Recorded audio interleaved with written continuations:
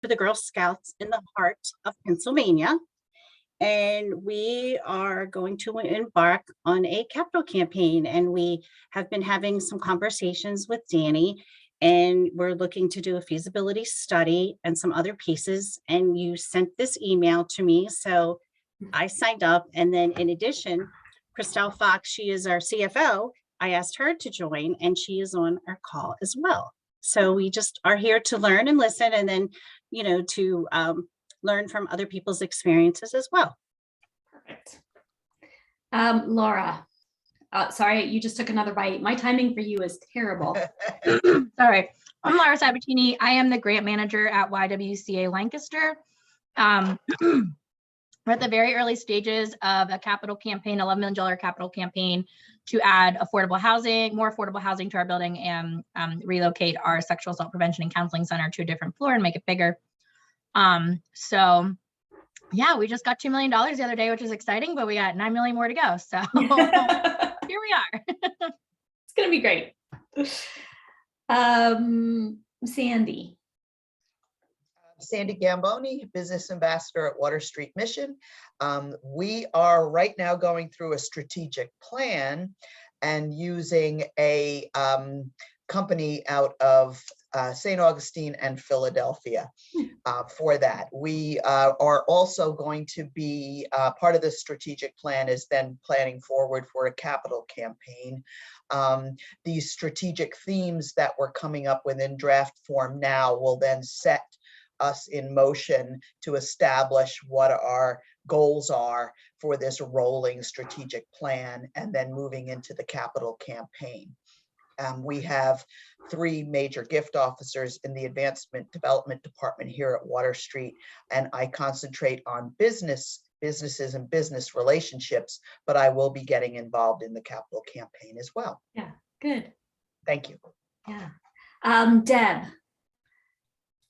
Hi, my name is Deb Riddell from New Hope Community Life Ministry. We're a counseling center in Quarryville, and we have been around for 25 years. We're very small, but we have been given the opportunity to purchase the building where we have our office space now. And so the board is talking about it, hopefully getting ready to do a feasibility study, but talking about a capital campaign. So that's where this topic just looked really, really good. And Danny, I did just reach out to you yesterday to meet with you. Yep, I saw that. Talk about that. So yeah.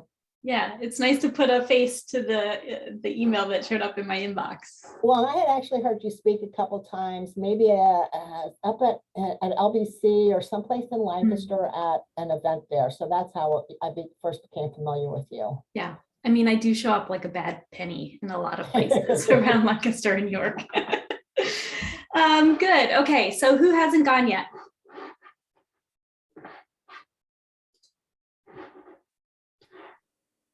Hi, I'm Marie from the Lancaster County Community Foundation. So I'm one of the new donor services officers there, just started in March. And part of my, so this is learning, but also part of my position is connecting with community benefit organizations. So convening the Developing Lancaster meeting. So if anyone on this call wants to be added to the list, you can email me. My email is in the chat. We do, I think it's monthly meetings, just around subjects that have to do with development and fundraising. So sure do. Glad to be here. All right. Lauren, what about you? Hi, I'm Lauren Heyman. I am a new board member at the Horn Farm Center for Agricultural Education. Danny prepared a fundraising plan for us in the past. This is the last year of that plan. So as a volunteer on the development committee, I am acquainting myself with that.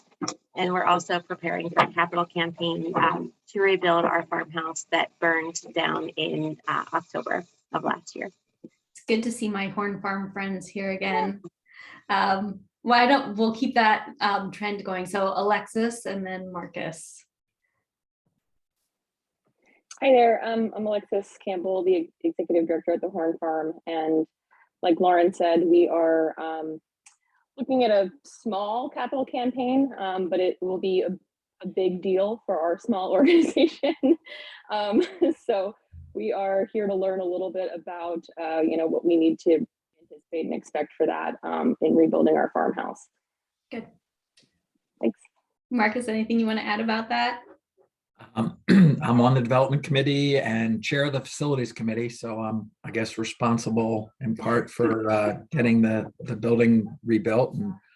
And yeah, I just want to learn more about what it takes. I think, we're kind of in the mode of wanting to at least explore the possibility of maybe a larger capital campaign than just the money we need to rebuild the farmhouse. So I think that's a big part of why we're here, is just trying to explore the degree to which we want to engage in the sides of the capital campaign we want to engage. Yeah, wonderful. I think so. Janice and Sherry, I think that those, you're the last. We're the last two. Yeah. Sherry, do you want me to hit this off or you want to take it? Go ahead, Janice. Okay, well, I'm Janice Bankard. I'm the Director of Development, and my neighbor who's in the office right over here, that's Sherry Staub right there. She's our CFO. YWCA Hanover has grown so much over the years, and we really have outgrown everything. And between covering 2 counties with the domestic violence and human trafficking services here in both Adams and the greater Hanover area, we're going to be kicking off a capital campaign in 2023. And I do believe, Danny, you'll be a big part of that. So we look forward to working with you. Thanks. Yes. See what I mean about showing up like a bad penny? Okay, so let's talk a little bit about what we're going to cover today. So first of all, look, we already checked one thing off the agenda, the welcome and introduction section. So we're on a roll. We're going to talk a little bit specifically about what are campaigns. So I wanted to give you sort of a campaign 101, a campaign primer, because when we talk about campaign readiness, I wanted to connect that to why campaigns are sort of their own unique animal and why you might need to have certain considerations before you launch them that you wouldn't normally need to consider in other kinds of fundraising. So then we'll talk about the common campaign elements, and then we'll dive more deeply into campaign readiness. I am going to touch on the feasibility study. So I know many of you said you're going to be considering a feasibility study. And I'm also going to talk a little bit more in depth around the campaign prospect list, because I find that that's one of the places that can really trip up organizations when they're thinking about a capital campaign. So I want to make sure that you have all of the information that you need. So that's what we're going to do today. And then there's time to answer questions at the end. I know one of the things that I asked when you registered was to sort of share a burning question that you have. So if it doesn't get addressed during the presentation itself, I left time at the end for us to have conversation where you can sort of popcorn and pepper me with questions. Make sense? Okay. And is it okay with you if I share my screen this way? Because when I try to do presentation view, I can't see your lovely faces. So I feel a little blind and like I'm talking to myself, which I can do, but it makes it a lot less fun. So, okay. So what is a capital campaign? First of all, has anyone on the call today had prior capital campaign experience? Meaning, have you been part of one before? No. Okay. Well, this is going to be super fun for you guys because they can be really transformational. So it's a concerted effort to raise substantially more for a very specific project or undertaking beyond what you normally secure in a year. So one of the trickiest things about capital campaigns is that you're actually building a separate machine, a separate enterprise, while you're trying to keep your current enterprise running. And so in a little bit, we'll talk about organizational readiness, and that'll be one of the things that we want to consider as we get your organization ready, meaning do you have the bandwidth to do 2 things simultaneously?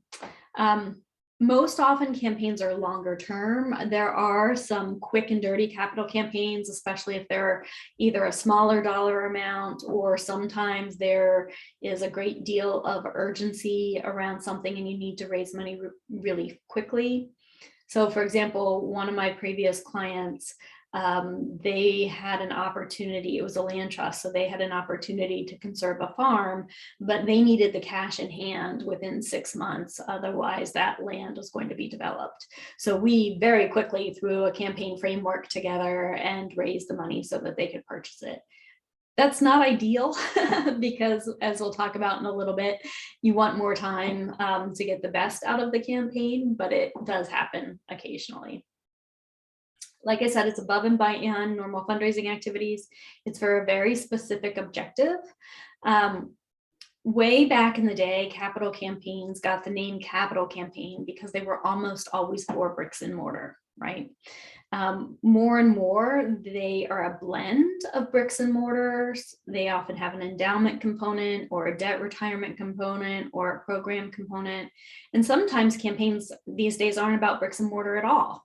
I still use the capital campaign terminology, even if it's just for endowment or program, because that's something that donors understand in terms of like, it's a really big effort and it's going to require them to step up.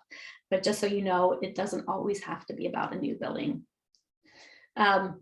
Campaigns are complex and they're multifaceted, and they involve donors at all levels of giving. So planned gifts, really big major donors and funders, all the way down to people that are giving $10 in response to an appeal. If a campaign is done well, there are mechanisms for every single donor at every level of the gift pyramid to participate. Any questions about that before I move forward?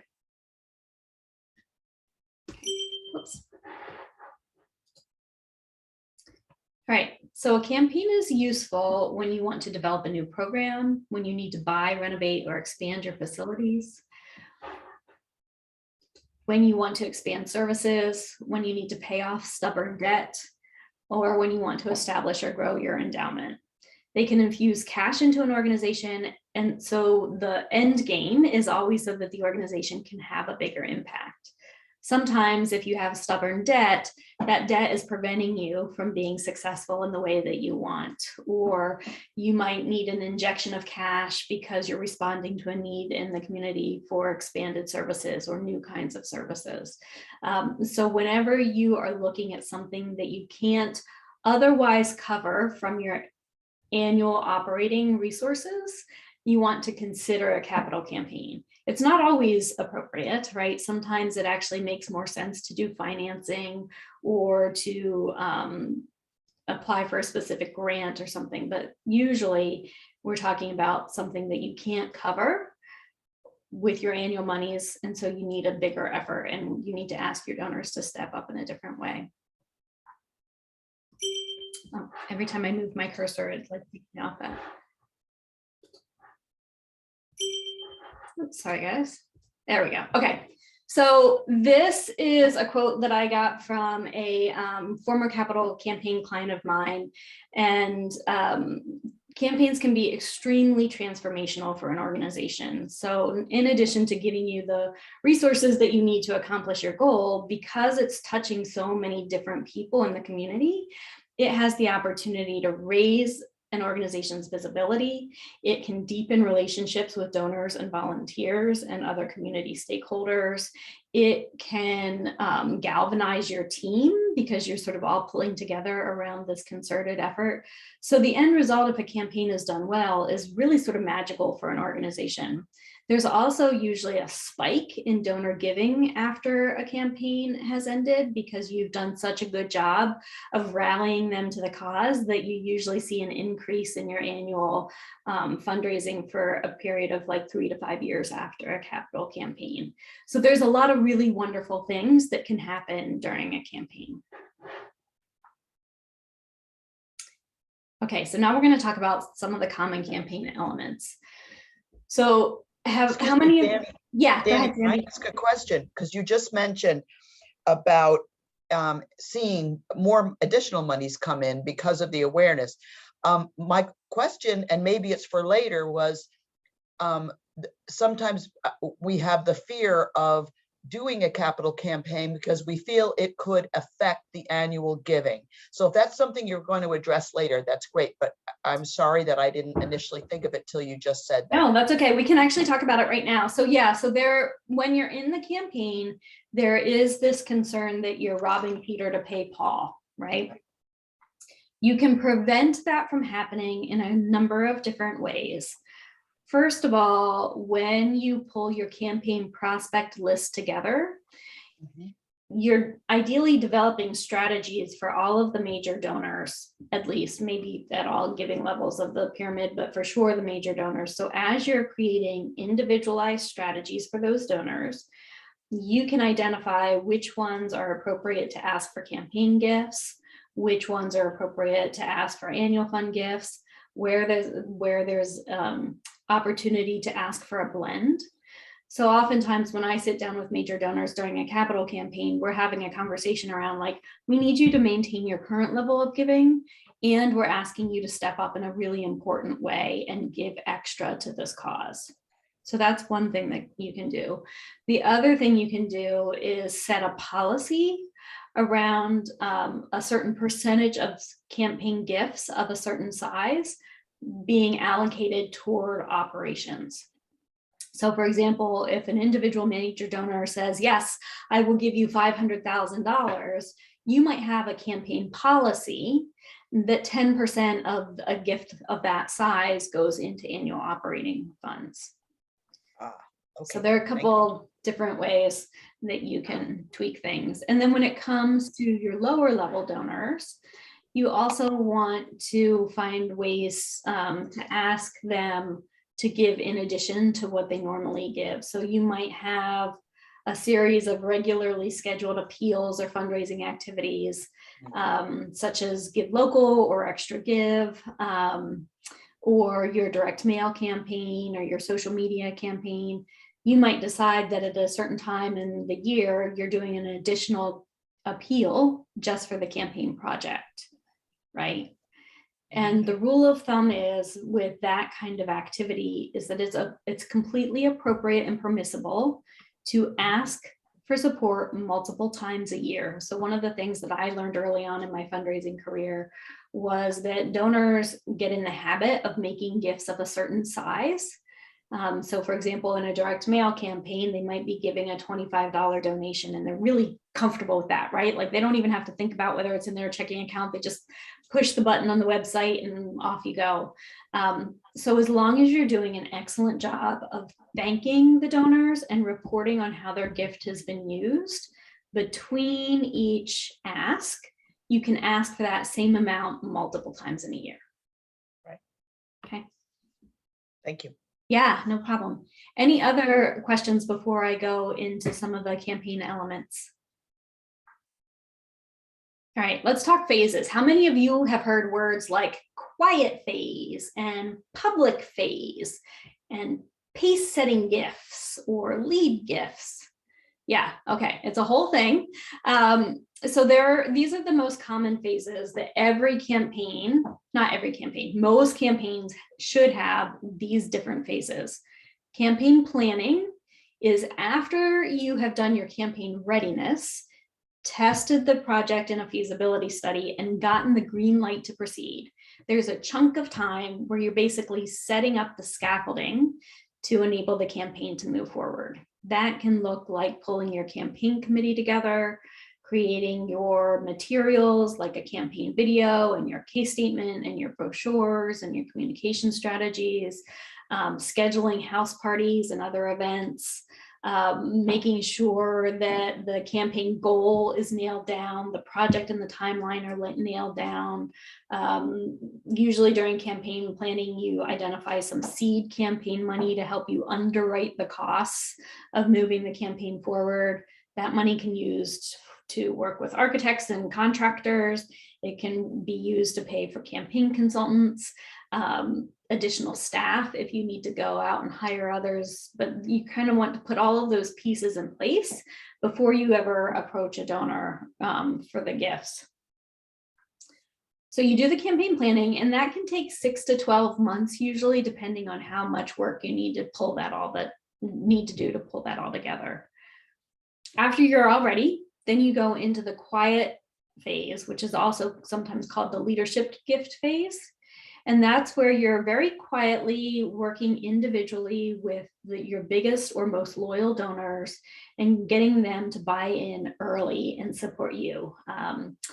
The leadership gift phase is the time where you're hoping to identify at least 60, although when I do capital campaigns, I feel a lot more comfortable if they're closer to 75 to 80% of the goal in either gifts or pledges, because this is the time that if you need to make adjustments on the goal or the project, you do it while you're still sort of underground before the community catches wind of things. Let me stop for a minute and talk about why I care more about the 80% than the 60%. So unless you are really solid, because the feasibility study has shown you, or you know that there is a large gift coming that will carry the day, it's not advisable to go out into the community without having a strong, high level of confidence that you're going to be successful in meeting your goal. It's for two reasons. One, you need to meet the goal because that's what it costs to do whatever the project is that you're doing. So you need the money. So if you don't have the money, that's going to derail the project. And two, it's a PR issue, right? So if the campaign isn't successful, and that is widely known during the public phase, that's going to ding your reputation. And it's going to be something that you're going to have to recover from moving forward. Back in the day, it was possible to launch campaigns sometimes with only 30% of the goal. And by launch, I mean go public with the public phase. But more and more, we're seeing a trend where the top 10 to 15 gifts carry the day in campaigns. And the gifts of smaller amounts are really participation gifts, but not the thing that takes you over the finish line. We could probably get into a really long discussion about the justice and equity issues around capital campaigns.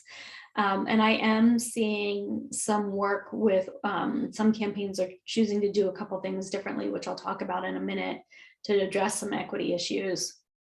But I just wanted to prepare you that that's kind of the environment that we're in these days. And so the more you can do the heavy lifting during the quiet phase, the more confident you can be that you're going to hit the goal and that the campaign public phase is going to be as celebratory and successful as you want it to be. Okay, so then we talk about the public phase. So say we're talking about a $10 million capital campaign just because math is hard. So let's pretend that we get 7.5 secured in gifts or pledges during the quiet phase. And so we have about 2.5 to 3 million that we want to raise during the public phase. This is where you blow the roof off and you're doing a lot of PR, marketing. You might have signage around town that the campaign is happening. You're looking for opportunities to get in the media. You might be offering tours to reporters of the facility if you're doing a bricks and mortar, or talking to program recipients if you're talking about program. But this is where you want to raise a whole lot of awareness and attract new people while also working with the donors that you have to give as much as they can. The public phase is often where you see a groundbreaking event kicking off the public phase, or a big gala or something during that time. Again, it's about visibility and social impact as much as it is about the money that comes in during that time. There are occasionally large donors that like to make big gifts during the public phase because they want to look like the closer. So you can sometimes expect to see a few big gifts come in during this time as well. But hopefully you're not banking on the big gifts at this point, because you have a certain degree of confidence that you're going to hit it regardless.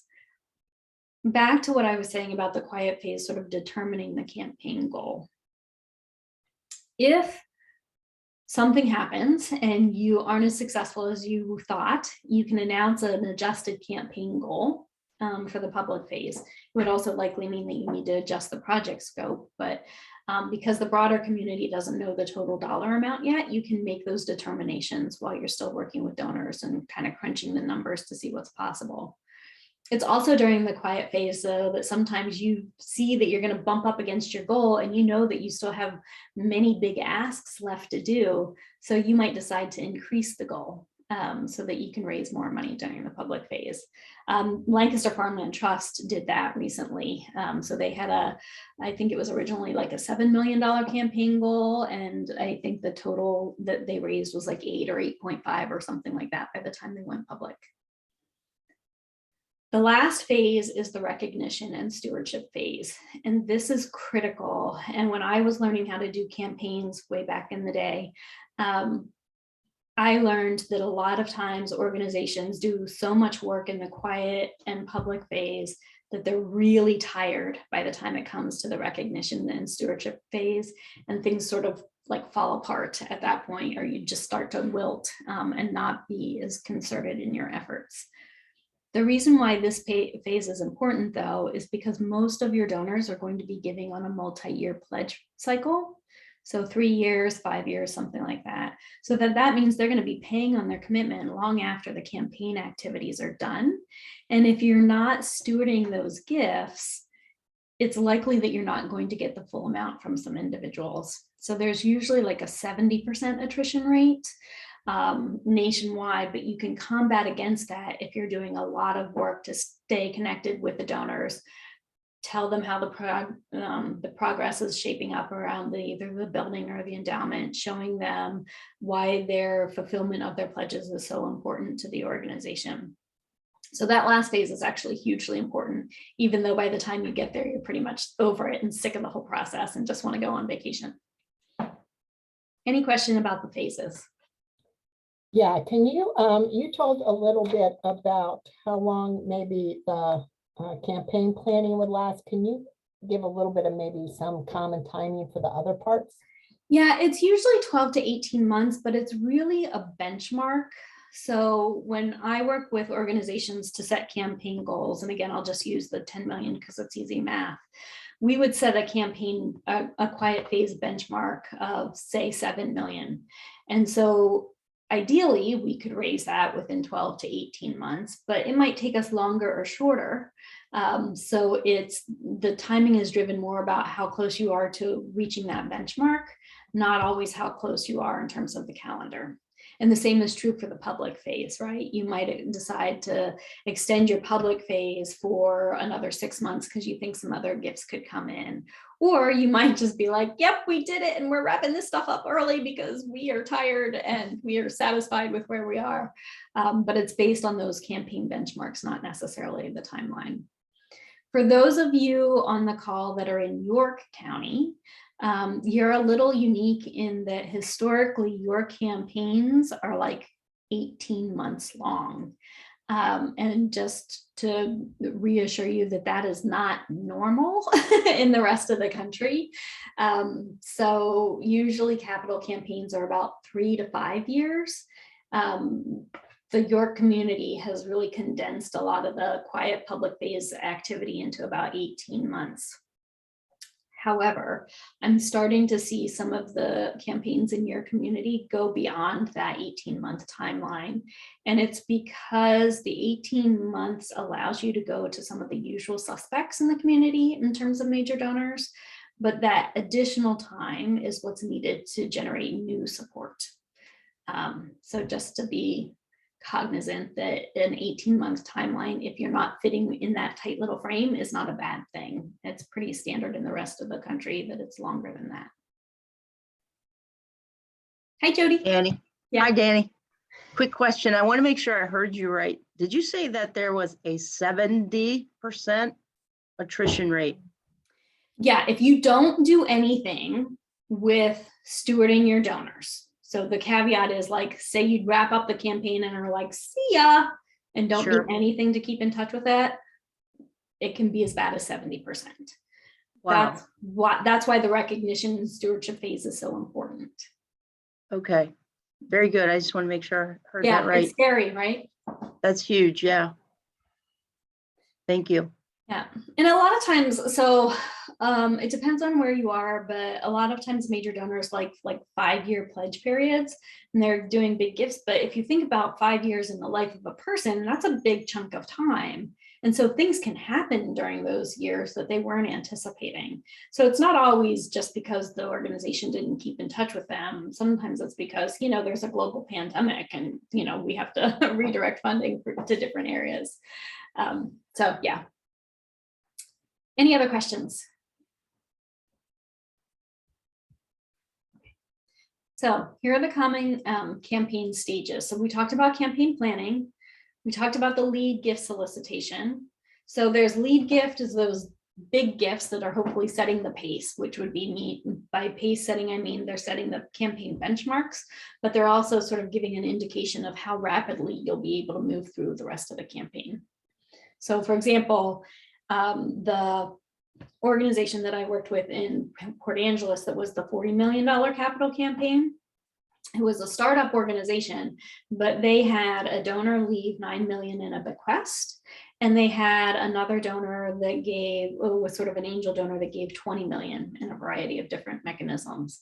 So that took a $40 million capital campaign down to a $10 million capital campaign, which meant that they were able to raise the rest of that money much more quickly than they would have been if they had had to find 3 to 5 more donors to help raise that 29 million, right? So they can sort of set the benchmarks, but also the timing. Advanced gift is like the next tier of donors. So they're still major donors, but they're not those capstone gifts, those top 10 to 15 gifts. And then the general solicitation is when you're reaching out to the broad donor base, regardless of size. And then you're celebrating and following up that coordinates with the stewardship and gift phase. So when you look at campaign order of gift solicitation, you start at the top and you work your way down the gift pyramid. So the pace setting gifts are up here in red, leadership gifts are slightly smaller, but still significant. Major gifts are usually in that like 10 to 50,000 range. Mid-level gifts can be in the 5 to 10-ish range. And then the lower level and community gifts would probably be under 5,000. I'm giving you sort of the orchestrated scenario, but we recognize that gifts of all different sizes come in at different times. So for example, I'm supporting an organization in their capital campaign right now, and they're in the leadership gift quiet phase. And so they're getting $500,000 gifts, but I just saw a $1,000 gift come in because they have solicited someone that's been a very long time loyal supporter, recognizing that that individual deserved to be part of the quiet gift phase just because of their longtime support. So this is sort of the general framework, but if I don't want you to hear me saying that you don't always ask, or like you can't ask for a smaller gift during the quiet phase, because that's not true. Okay, and then the order of gift solicitation is top down and then inside out. So you start with your nearest and dearest first, and then you go gradually expand your circle over time. So your nearest and dearest are your board members, your staff, those longtime loyal donors, regardless of size. So for example, that $1,000 donor that I gave, and then your big donors and funders that have been supporting you in significant ways for many years. As the campaign unfolds through visibility, through activities like house parties and other ways to sort of gather and introduce your project to people you don't know, you start to expand that circle until ultimately you're hopefully attracting people to make a contribution to the campaign for the very first time because you've done your work to expand your network, and new people are excited to join in this big effort that you're trying to do. Any questions about that? Let me say one other thing about board giving. So board and also campaign committee, but board members need to give first. And they need to give, and your campaign committee members need to give before you ever go out and ask other people to give. Because if your board and your committee haven't already supported you, then why should anyone else? So it's really important that they are the first in, and it's also important that they are giving a significant collective amount. So it doesn't mean that every board member has to give $25,000, but you'd like to see your board and community, and that's current and past board members, giving one of those top gifts in the like 50,000 and above, collectively, to show that there's a leadership investment in the project. So I guess I have some questions about that. Like we don't expect our board to give anything monetarily to us because we find that prevents our board from being as diverse as possible and really makes our board more elite and removed from the folks we are serving. We ask our board to participate in fundraising activities and things like that, but we don't have any expectation that our board gives any money to us at all. And like from an equity perspective, I would actually feel pretty negative about that being a requirement. I know some places do that, but from an equity perspective, that eliminates the possibility. I couldn't afford to be on a board if that was an expectation. So remember, we're not asking them that, we're not prescribing a dollar amount of any individual. So something as small as 50 cents could count as a campaign gift. It's the act that they're participating at all. Right. I hear you on the equity thing and not sort of having that expectation for board members to give. I would say if that's a decision that you've made, then you need to be able to defend that decision to donors who are asking why your board hasn't supported the campaign. Okay. I don't think we've ever actually encountered that issue at all. I think that, like we have people on our board who have sort of mid-level jobs, don't have a lot of money. And even, I hear your point that not everyone has to give a lot, but I'd say at least half of our board wouldn't be able to make any sort of substantial gift past maybe a couple $100s. Yeah, and that's totally fine. It doesn't. I don't know. I just think that's something to consider. That, yeah, and like we certainly can't. We will happily defend that to anyone who asks us, because we don't want our board to just be a group of elites. So I don't know. I just think that's something to consider for folks. Like if that's a requirement you're asking, that it's going to eliminate folks who, if you're setting a dollar amount, it's definitely going to eliminate the types of folks who can serve on your board. I think it's interesting that you're connecting this term elite with contributing to a cause.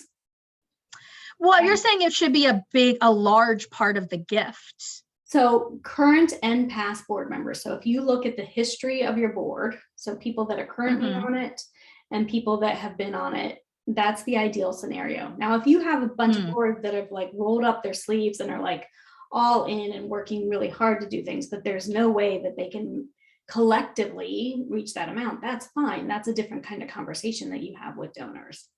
But to say to someone that you're asking to give $100,000 or $1 million that we want you to give, but we have no expectation for our board members to give anything, that could be a hard pill for those donors to swallow, right? Yeah, I guess if you think about like including past board, if everyone could give a little bit, then it would. But I just know like who, and I know who is on our board, and I know a lot of the past members of our board, and they are people whose contribution to the community tends to not come in dollar amounts because they can't necessarily give money. And so I guess this is something we talk about a lot here at the YWCA in terms of equity and inclusion. And like, there are a lot of boards that exist where it's primarily people who are upper middle class or above, and how that does, and I'm using that to say elite. A lot of people wouldn't consider that elite, right? But in the grand scheme of who we serve here, that's certainly elite. And I think that I definitely hear your point, like asking the board to give something to then say, our board is behind us. I would just worry about expecting the total amount from the board to be too high, because the exclusion that would create for some folks. What about the rest of the group? What do you guys think? Yeah, I see. I think Tammy Miller was writing something. We just kicked off our annual campaign Tuesday, and I hear what you're saying, Laura, but we have a diverse board, but it doesn't matter in terms of economic means. I asked for 100% participation. So we kicked off Tuesday night. by this afternoon, and we just solicited our leadership team at noon, we will have a tally of the percentage of who gave. And I absolutely expect 100%. And I, like Danny said, don't care if it's 50 cents. But if we don't show, for example, if me or Janice Bankard, my development director, Who is do right not above give you a on my penny. screen, by the way. Yeah, if we don't give a penny, then we're going out and asking, they're gonna say, and we've had this happen. A gentleman came up to us and said, I looked at who was giving to your campaign, and I noticed that your board, this board person or that board person didn't give this much, and they should have gave more. So we're getting judgment on what they give to begin with. To me, it is about 100% participation. That's up to them privately what they can afford. But absolutely, I agree with Danny. We need that 100% buy-in from the board. I did have recently, it wasn't a campaign, but it was a development audit of an organization that has a significant endowment. But for whatever reason, like historically didn't disperse the traditional 4 to 4.5%. They were dispersing less than that in a year. I mean, they would always say yes to requests when the nonprofit itself came to ask for funds, but they just didn't have the practice. And so I was interviewing stakeholders in the community, and one of the significant donors was like, why would I give to this organization when the organization isn't even fully supporting itself? So, you know, Laura, back to the equity thing, I think it is a fine line, and I think every nonprofit needs to chart their own course in terms of what is in alignment with your culture and values. And in a campaign environment, if you aren't, if you have no expectation that people are making participation gifts, regardless of size, then you just need to be prepared to defend that and be okay if there is fallout when people ask. Any other questions before we move on to the next thing? Danny, with regard to like specific grants, don't grants actually ask about board support? They board often do, yeah. participation? Mhm. So that would be something probably important too to take into consideration. Even if it's a conservative gift, you would want to have 100% board giving. Yeah, yeah. I actually haven't seen that on any applications about specific gifts from the board, so I'll have to keep my eye out for that. Yeah, like, and sometimes when it comes to campaign gifts, they ask who else is going to be giving to the campaign. And they, like, I've seen, not always, but I have seen funders ask for a list of like the top donors to the campaign, because they want to know that if they make a grant to the campaign, that it's going to be successful. And so they kind of do the math on like where they are, where you are in terms of campaign progress. So that oftentimes organizations choose to include board giving and, you know, the top campaign funders as part of that list back to the foundation. Okay, oh, there's that chime again. All right, here we go. So last thing I want to say about this is that campaigns rely heavily on volunteers. So the potential contributor or campaign worker is more likely to respond generously to a volunteer than to a paid staff member, no matter how impassioned or articulate the plea from the staff member. And again, it goes back to that peer-to-peer relationship and recognizing yourself in the person that's asking for the support. They also just are often of the mindset that if someone's willing to donate their time to this effort, I should take the request seriously.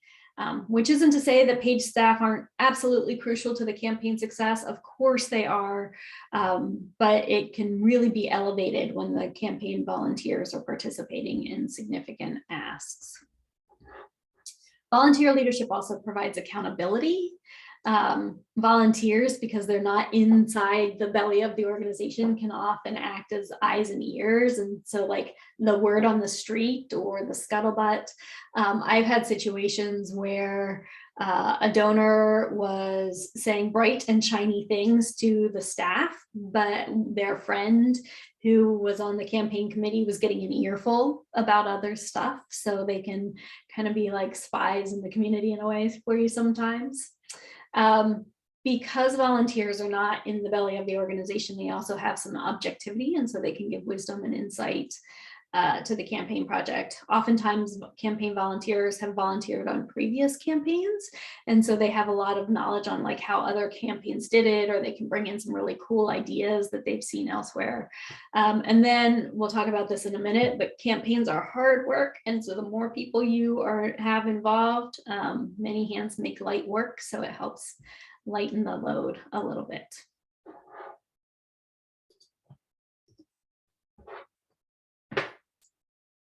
Okay, we are finally getting to the part of our time where we talk about campaign readiness.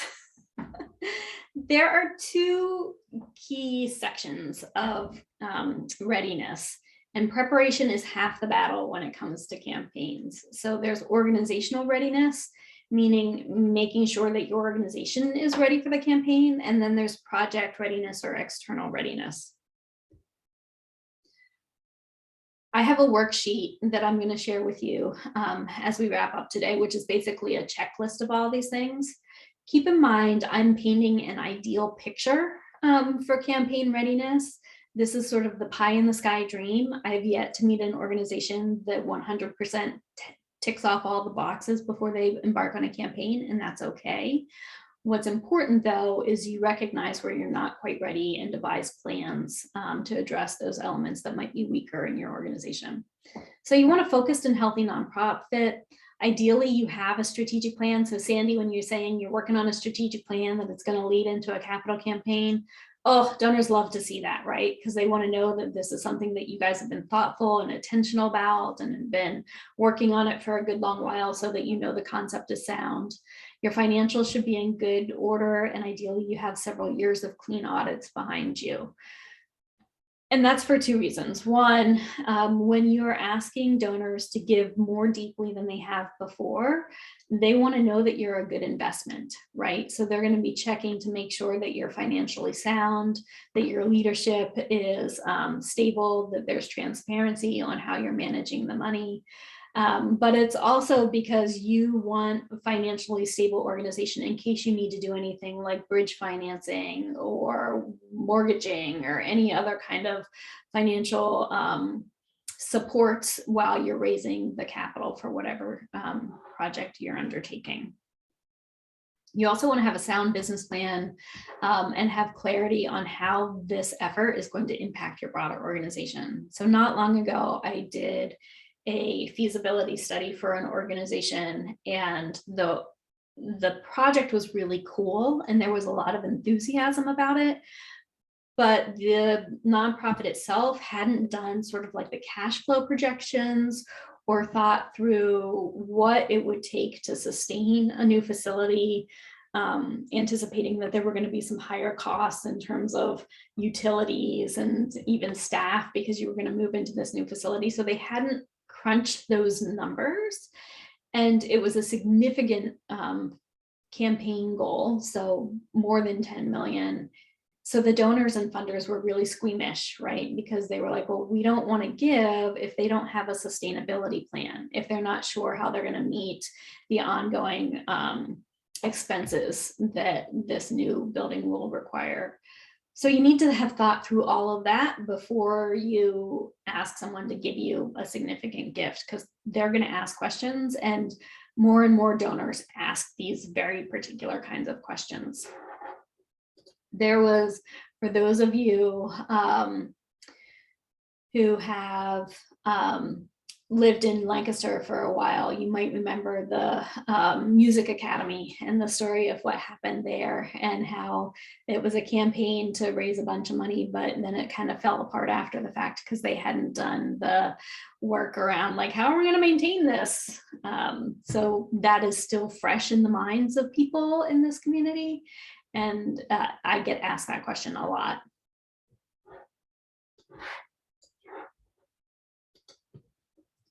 All right. Strong staff and board leadership. Ideally, your leadership is well known and well regarded. Back to Laura, what you were saying about sort of this notion of elites. You're totally right in that historically boards were full of people that could either get big money or give big money. And more boards do not have that same demographic, and that's okay, for all the reasons that we touched on a little bit earlier. It is important, though, that your leadership is perceived as capable, with a good reputation, and the skills and expertise needed to carry on an effort like this.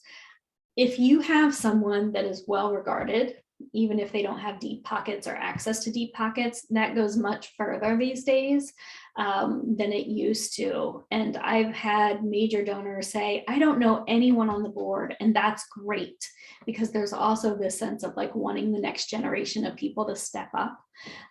So I'm less concerned with stacking your board with people that can write really big checks or get really big checks, but they have to be credible, they have to be on their game, they have to be well respected, and you want to steer clear of any controversy, because donors get really gun shy when it comes to controversy. You also want to make sure that they're willing to commit time to working on the campaign. If you are a solo fundraiser, or maybe you don't have a fundraising department at all, you want to at least identify a full-time staff person that can handle all of the campaign mechanics in-house. So Janice, Sandy, you know, like, it's Jackie, you guys, it's good that you're there because you're going to be busy.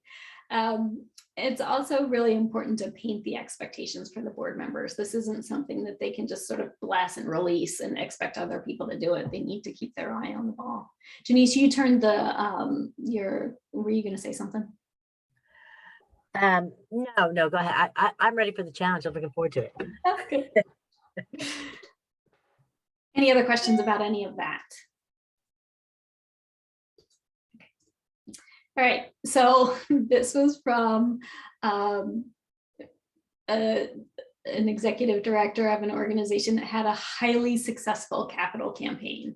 So it went swimmingly, they raised their campaign goal, they did everything that they needed to do. They were really well prepared. And he was like, we were so well prepared and well positioned, and this campaign still nearly killed me. So I don't want to be so Pollyanna in how transformational that campaigns can be without really reinforcing that it is a heck of a lot of work.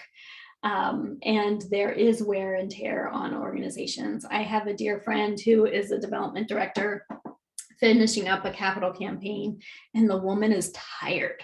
Again, it was like a wildly successful campaign, but she has a 2-week vacation on her calendar for October, and she is just she's just trying to get to October at this point. So it is a lot of work, and so being internally ready is sort of also mentally preparing yourself for this lift that's going to be required. Other things that go into being organizational readiness: you have a strong and growing base of annual support. So you want to be able to demonstrate from one year to the next, you are adding donors and your volume of gifts is going up. Ideally, you'd like to know from your current donor base where you think some of the top 10 gifts might come from. I often use the example of like, oh, well, maybe we can get Bill Gates interested, because when I was in Seattle, everyone wanted a campaign gift from the Gates Foundation. But if they had never met Bill Gates or anyone at part of the Gates Foundation, if their project didn't fall within the funding priorities for the organization, that gift was never going to materialize, right? But if the Gates Foundation had already been a steady donor to the organization, then it would be likely that they would make a campaign gift. You also want to have had success with direct asks and with asking donors to give more than they have in previous years, because essentially you're going to be doing a lot of that in a capital campaign. So you can get some of that experience in a campaign, but if you have had prior experience, it's really helpful because you know what that process feels like. And you've also learned what major donors and funders consider when they think about making lead gifts to a capital campaign. So that can be really useful. Last, you want to have an up-to-date donor database and know how to use it. So not only is the database great for generating lists, it's going to be really important for you to enter notes from conversations that take place with donors, identifying next steps with donors. When they make a multi-year pledge You want to be able to track that in your database so that you know when to send the pledge reminder. So having a database that is not only like functional, but that you know how to use it, because that can often be the thing that trips you up. You could have a beautiful database, but if no one's, you know, regularly using it to its full potential, it's time to learn that before you start on the campaign, because it'll save you a lot of headaches in the long run. Okay. Last, you have a robust and engaged mailing list. So again, you want volume because campaigns are requiring you to raise more than you normally do. So you can't just have like a thin sliver, you want breadth and depth. You have designated staff who oversee communication channels. A big part, especially of the public phase of the capital campaign, is marketing and communication strategy. So having someone that knows how to do that and can develop that with your current channels is great. I've also had organizations bring in PR firms for the public phase to help devise that communication strategy. That's also a tactic, but you want to consider that how you use your various channels is important in executing a campaign. You want to be adept at telling your own story, and you want to have established relationships with people in local media. Any questions about organizational readiness? If you're thinking about your organization today, where are the things that you think you're pretty ready, and where are the things that you're like, I want to flag that and have some discussion? Danny, I'm just going to jump in. We just bought into a new database, but my past experience, I was with the American Lung Association. I used my database in just that manner to track my notes, to particulars on there, to have me reach out to those donors at certain periods of time. It's, you know, like it's a lifesaver. So as we learn this new database, I'll certainly be using that to identify these donors that I reach out to, or that Jody and I reach out to, and put these notes in the system so that we can make sure not to miss anybody. Mm-hmm. Yeah. Once upon a time, I was the director of campaign operations for the Washington chapter of the Nature Conservancy. That's a mouthful. But we were doing, it was like $40 or $60 million capital campaign. I can't really remember at that time. All of my team that I supervised were named Rachel. Every single one of them. I had 4 Rachels that were on my team. But my one Rachel was the database Rachel. And she was the lifesaver in that campaign, because not only did she know how to, she had like a secret language with the database and could get it to do things that no one else could do. She also had her hands all over donor data. So she was the first, like the indicator species, or the first like sign of alert and when a donor's behavior and trends in giving change. So if someone increased their giving, she was like, oh, Danny, go call Joe. He just increased his giving. Or if someone dropped off, something might be going on with them. You might want to reach out. So having a skilled database and someone who can manipulate that thing is magic in a campaign environment.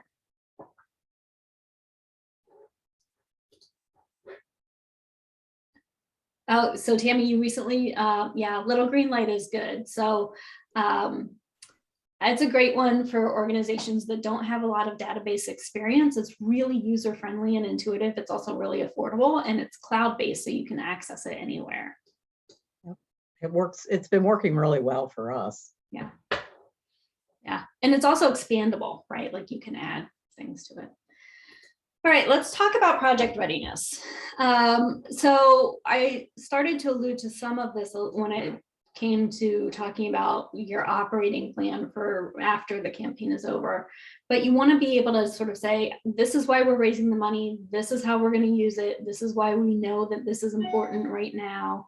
A case for support is critical in a capital campaign, because it's basically that master document that articulates and justifies why this project is necessary and urgent.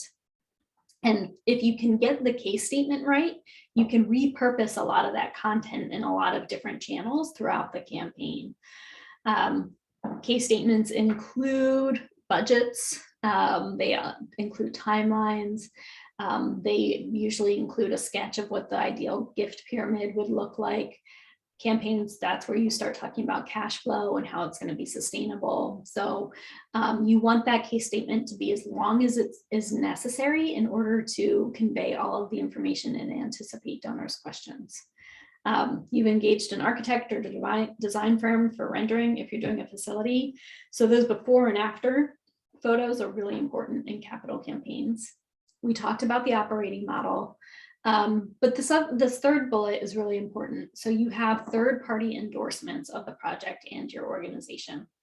So community leaders, you want them to sort of be your surrogates for you to say, no, it's great that the YW is doing this campaign. We need affordable housing so much. And I really trust that they're the ones that can add this kind of affordable housing to our community. You want, sometimes there's research that on issues, so I'm still going to just use affordable housing, but if you can pull a quote or something from a research study that validates why you're investing in affordable housing, it goes to that third party of like, this isn't just an idea that we came up with because we have a certain investment in it, but we can demonstrate that there's a need in the community and it's not just us saying so. All right. You have Annie? yes. Does that come in terms of like testimonial statements that would be within the case statement? Yeah, you can do testimonials, you can do quotes, you can do statistics is another one. So like back to the affordable housing, that book Evicted has a bunch of statistics on affordable housing. So you could pull some statistics out to validate it. If you have local statistics, so working with your city officials to know like what the affordable housing crisis would be, or in your case, you know, what the landscape is in terms of domestic violence in Hanover, you know, all of that kind of stuff can really contribute to the case. You can also ask some people to participate in the campaign video and speak to some of that on your behalf. Great, great ideas. Thank you. Hey, I am here to help. All right, so we talked about the prospect list. There is a rule of thumb when it comes to capital campaigns, although I find I use it in lots of different areas of my own life and throughout fundraising, of the 5-to-1 rule. It used to be a 3-to-1 rule, but again, it's getting harder and harder to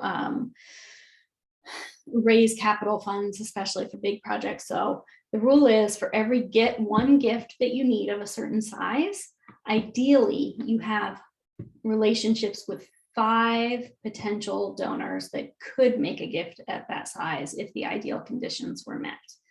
And it's not just like, we know the names of 5 people who could give that, but you have access to them. They've indicated a certain level of interest in your project.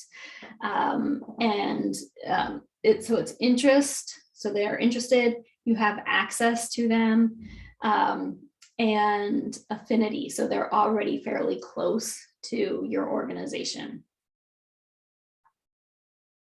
So think about that for a minute, right? Because a lot of times I bump into organizations that want to raise bucket loads of money, and they think that if they start talking about it, the money will just sort of come. And I think a lot of times when we're talking about millions of dollars, that amount feels so abstract anyway that it's hard to sort of wrap your head around it.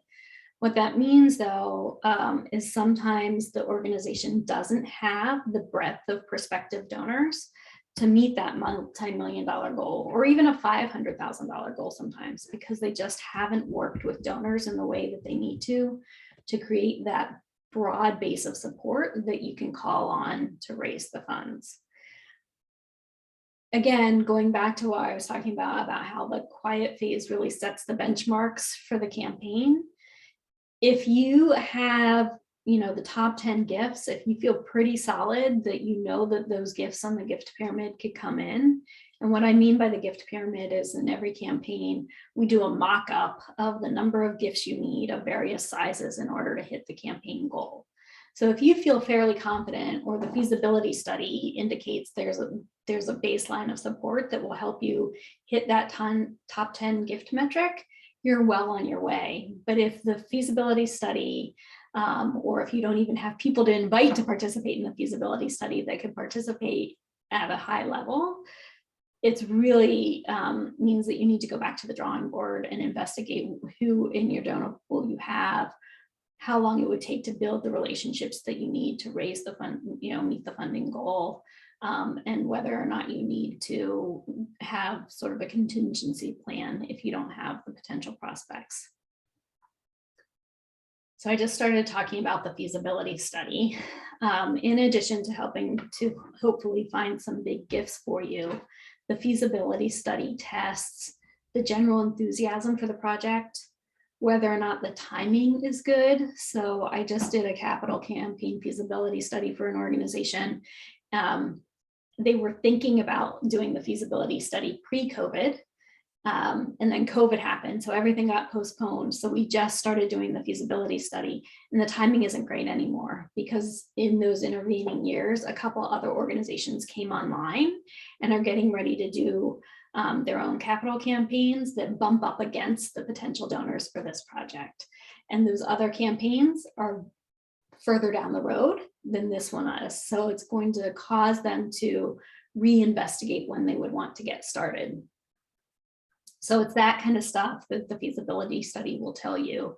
It will give you indication on how leadership is perceived, if there is any qualms about programming or reputation that usually surfaces. So it's not just about, are the gifts there? It's a very well-rounded report on the strengths and weaknesses of the capital project itself, but also the organization as a whole.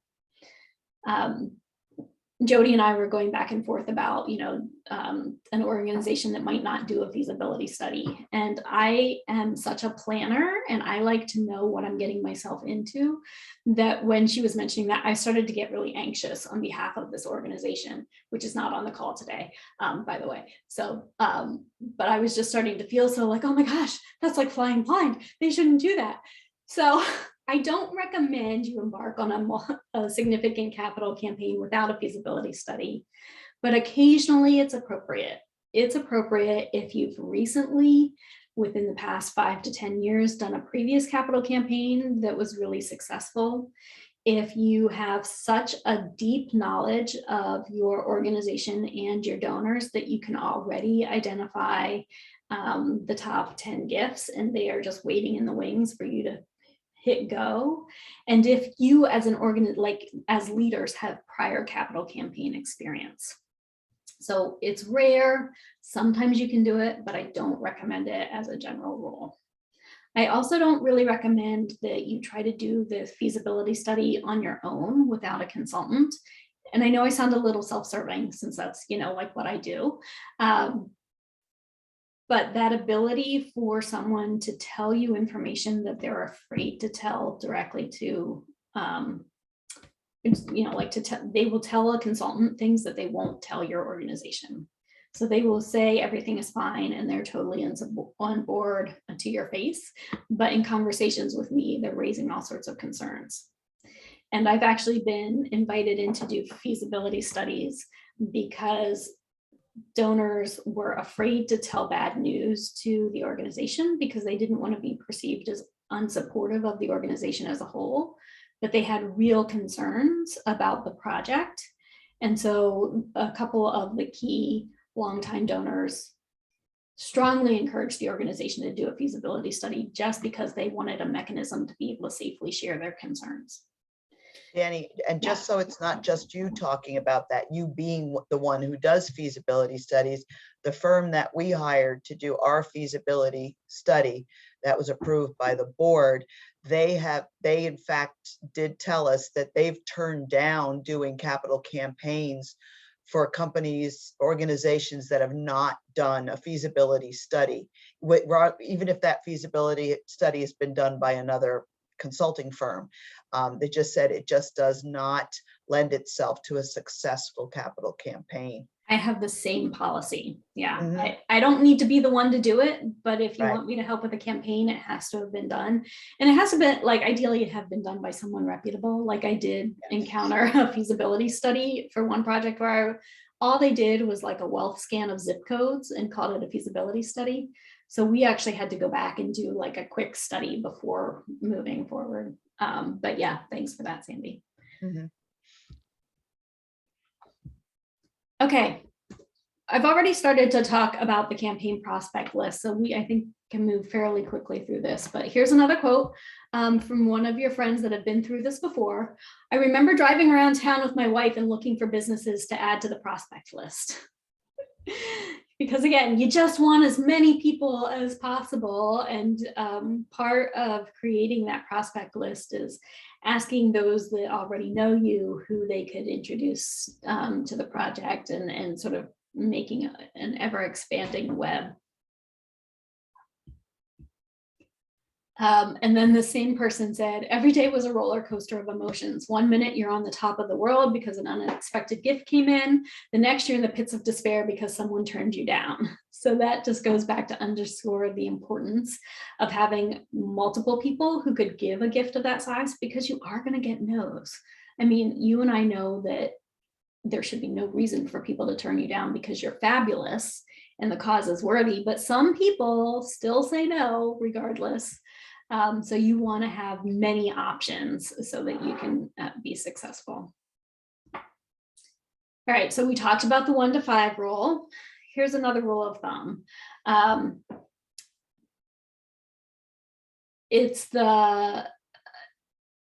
So when you are pulling a general list from your database, so just say, Tammy, all of your donors, you pulled a list of like, give me everyone in little green light, right?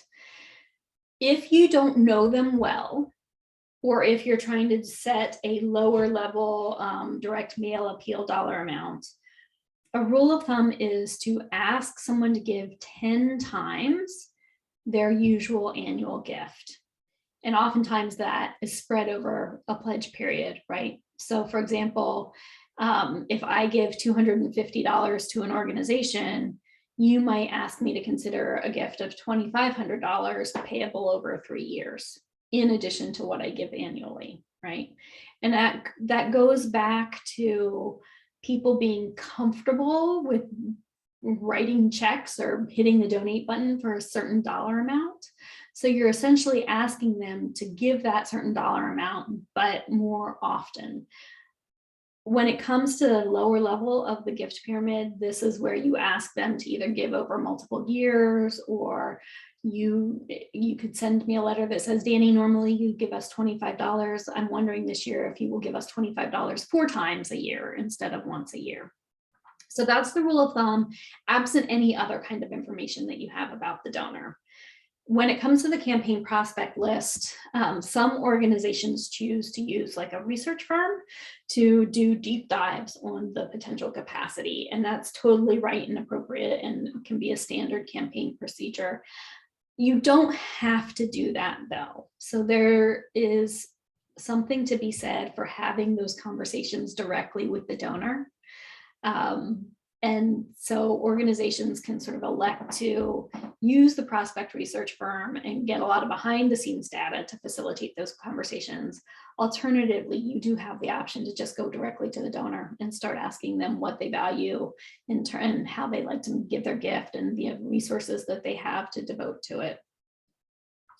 It's sort of 2 philosophical differences. The bigger the organization, the more often they tend to use the research firm, or in capital campaigns, they might elect to do research on like the top 20 donors or something like that, just to have a really good intel on that. But you don't have to, as long as you're comfortable having conversations directly with donors.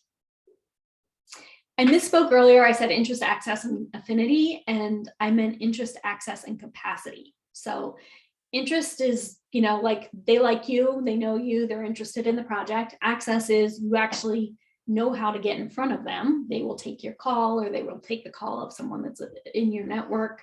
And capacity is what they have the potential to give. So to go back to the Gates Foundation, no one here has access to the Gates Foundation. I'm assuming, maybe you do, and we should probably talk about that later. But my guess is no one right now has can get to the Gates Foundation in a way that they would respond to a request to sit down and talk about a campaign gift. We know the Gates Foundation has capacity. They've got billions to give away. And they might be interested in the kind of work you do, but if there's no way to get in front of them, it's a non-starter for a near-term solicitation. If someone is interested and you have access, but they have no capacity, then they're probably appropriate for a lower level gift, but they're not going to be one of your lead donors, right? Because they just don't have the money to give at the lead gift level. And then last, they could be interested and they could have capacity, but if you don't have the right person facilitating those conversations, it can go a little sideways for you. And that's where access comes in. And that's why, that's another reason why volunteers and capital campaigns are so important, because you're trying to pull in a team that can open doors for you. Any questions on that? Okay. You're going to get this copy of these materials, but here are a couple additional resources. I am in the middle of doing a capital campaign series. If you're on my mailing list, you might have seen my most recent blog posts about this. So I gave you links to that. But then the third bullet here is a really effective campaign book. Looks like this, but it's Strategies That Work by Andrea Kilstead. And it's sort of a go-to capital campaign resource. So if you're looking for something to help with your insomnia at night and give you a sense of what happens in campaigns, this is the book for you. You will notice it is not slim, so it's pretty comprehensive. All right, this is when you get to ask me questions. So what didn't we cover today that is still on your mind? You may have covered it, but I do have a couple questions. Yeah. So one of them is you were talking about the questions that you often are asked by when you're campaigning, and they ask you specific questions, and you need to be prepared to answer those questions. Is that information in that book? What can just so you're kind of prepared for those unusual, put you on the spot questions where you're kind of pucker up, Yep, totally. So there are some that come up all the time. The sort of operating sustainability bucket of questions is a big one. I often get questions about who has been identified as potential campaign volunteers. Sometimes you want to have that ahead of time. Sometimes you don't need it. It just kind of depends on the project and the community. I get a lot of detailed programming questions, and that's when I always feel like I'm an idiot because I'm testing the feasibility, but they ask me some sort of well, how do I know that this is going to cure homelessness, and what are the statistics on that? And as the hired gun, I'm like, let me get back to you on that answer. The good news is a lot of times the feasibility study unearths the questions that people have. And so part of your campaign materials becomes an FAQ sheet based on what questions come up during the feasibility study. Thank you for answering that. That was kind of a loaded question. Yeah. My other one was when you were talking about thanking during the campaign, when you're in the first part of before the recognition phase. So you're in the other phases of the campaign, and you receive these donations. So you're saying that we don't recognize them at that point. We wait till the recognition phase. No, sorry, not always. So the recognition phase, the phase part of the phase, could mean when the building is open and everyone gets their plaque for their naming opportunity, right? So you unveil the plaques. But if someone's making a gift, especially if they make a gift in year one, you want to find ways to thank and Okay. steward them Okay. throughout the duration of the campaign. Okay, thank you. Mhm. Other questions, lovely people? Danny, can you give us some examples of volunteer leadership when you talk about volunteers doing the asking? Yeah, so I'm so glad you mentioned that because I almost forgot to tell you something. So one of my Washington clients is doing this really cool thing where they're pulling together, it's a marine life center. So they're doing a capital campaign for a new marine life center. And so they've identified these affinity groups in the community. Like there are a bunch of people out in Port Angeles that are really big into seabirds. So they're pulling together this own like little crew of affinity around seabirds. And so they're doing their own little campaign strategy for that. So I'm glad you sent it because that is one of the ways that I'm seeing organizations address some of the inequity issues. So rather than like, oh, it's about the big gifts first and then the top down, they're building these different kind of affinity groups to help do some campaign stuff. But more specifically to your question, the way that I was taught campaigns is that you start with subcommittees around certain tasks, or in this case, affinity groups. So you could have a corporate and foundation subcommittee that's just going out and getting money from businesses and business-related foundations. You could have a marketing and communications committee that's just focused around like getting the word out and doing the social media channels. An events committee to either plan the big groundbreaking event or big gala, but also house parties and other sort of opportunities to gather people together and share information about the campaign. I've worked on campaigns that had religious affiliations. So there's like a prayer committee that's committed to praying for the campaign for the duration, and also getting in front of congregations and talking about the effort. So all of these different subcommittees, right? A lead gifts committee. And so there's a committee chair of all of the subcommittees, and those committee chairs sit on the campaign cabinet. And so the campaign cabinet is then responsible for managing the overall campaign direction and timeline and benchmarks, herding all of the cats that are doing all of the volunteer work. And then there's either a chair or co-chair, and sometimes an honorary chair at the campaign cabinet level.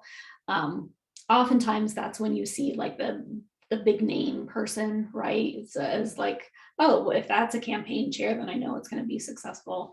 In York, that's like everyone wants Tony Campisi to be the campaign chair because he's done it so often. And he's like, well, if Tony is going to come ask me for money, it's going to probably be successful. I think lots of organizations in Lancaster have Dale High as an aspirational campaign director.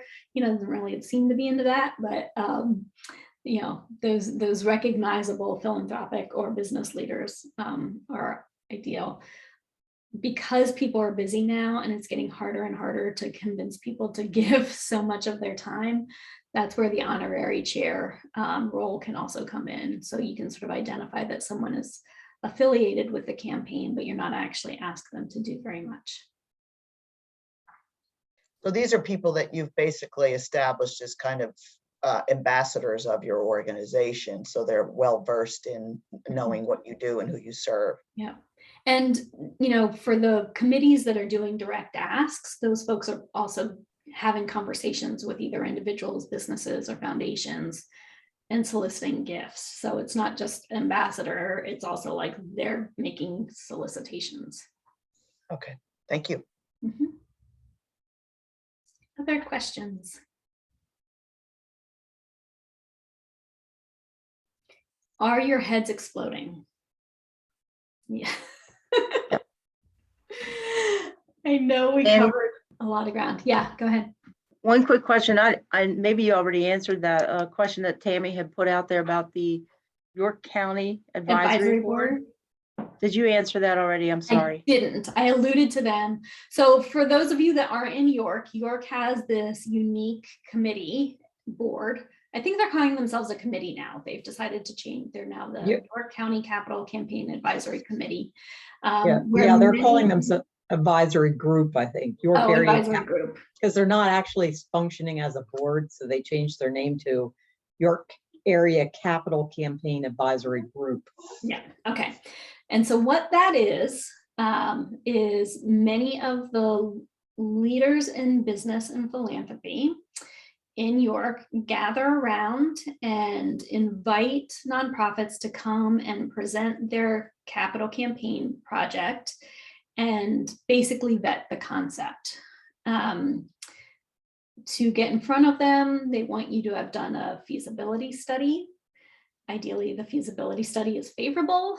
And then they're going to make recommendations or ask you to change things. Historically, they were also the ones that said, and you can start your campaign on this date. And they were trying to slot the different campaign projects into a calendar so that everyone had a chance to do their campaign without having competition from other campaigns. From what I understand, in the past, this was much more formal. And so if you didn't go in front of the advisory group, because it was full of major donors and funders and business owners, they would get a little cranky and they would be less inclined to support your effort, right? So it was a little self-serving in a way for them. They are trying to loosen up those parameters. So for example, in the past, anything over $1 million had to come in front of the capital campaign advisory group. Now it's anything 2 million. 2 million, right? And they're saying you don't have to do it, but the reality is it is still the same group of people. So it would be wise for you to take that step to build those relationships. Yeah, if you're looking to get funding from any of those large foundations like Wareheim or Powder Mill, you almost have to go through that process. We just went before the advisory group last May. Now, we haven't started our capital campaign yet, but it is a good way to vet your project. Like Danny said, they do ask for a business plan as well. They didn't really give us any expectation as far as timing. But if you do want to do that, you only get 20 minutes. And trust me, 20 minutes is not long enough, but and we had to do it via Zoom because it was still during COVID. But you do have to contact Michael Haiti now, and not that used to be the United Way. Yeah. But now it's Michael Haiti with the Powder Mill Foundation in order to, I think they meet in May and they also meet again in October. So there's two different. I think it's the first week of November. Oh, is it November? Yeah, I think it's the first week I know of there's November. Yeah. There's two opportunities during the year to go and present your project. It's in the spring and then like Danny said, in the fall.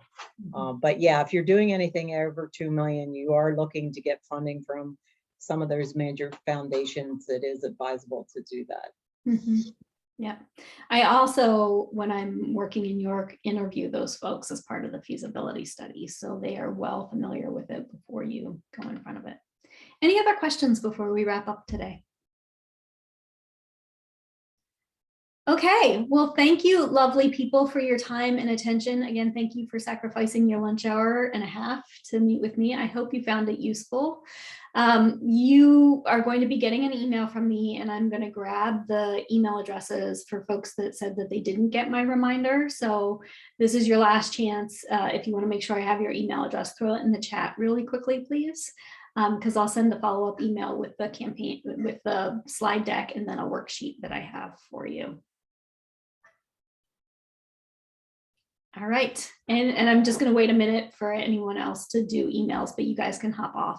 We are complete. I'm just going to hang around to make sure I have everyone's addresses.